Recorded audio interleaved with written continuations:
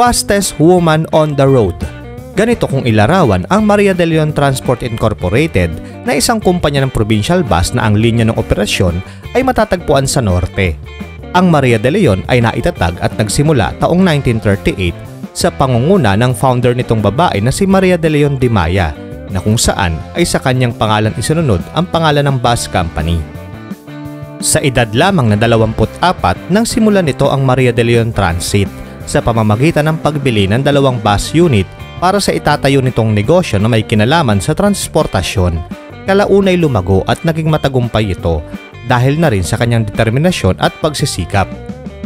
Taong 1980 ay bumili pa ang Maria de Leon Transit ng bus unit na MAN SR280 na isa sa most advanced na klase ng bus noong panahong iyon.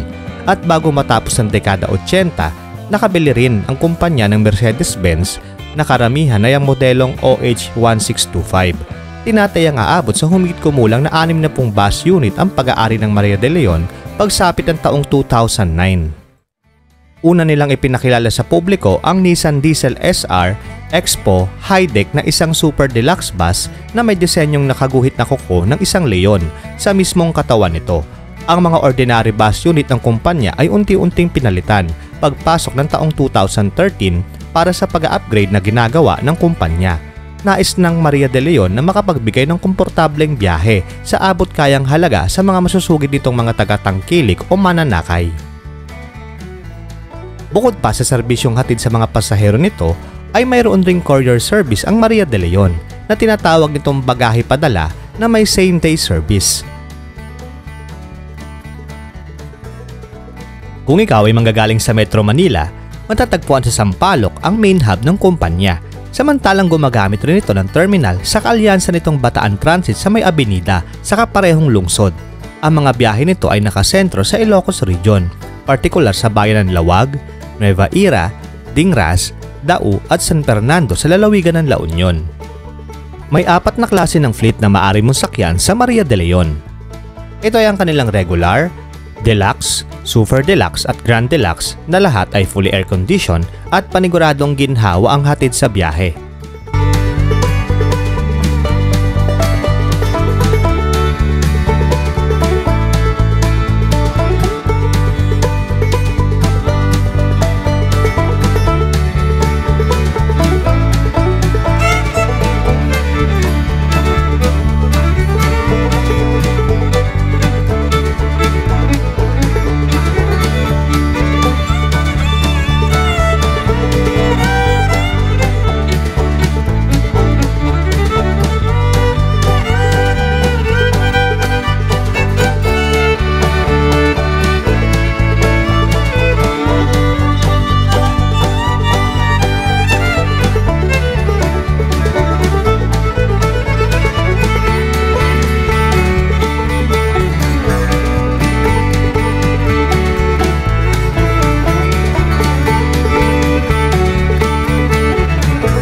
Meron ba sa inyo mga katanong ang nakasakay na sa Maria de Leon Transit?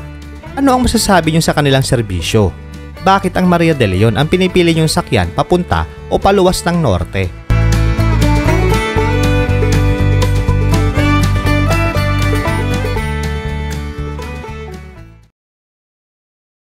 Kung nagustuhan ninyo ang video mga katanong, ay huwag kalimutang i-like at i-share. Hanggang sa susunod na video mga katanong. Maraming salamat sa panonood. Tandaan natin, kung may tanong, alamin ang sagot upang sa kaalaman nito humantong.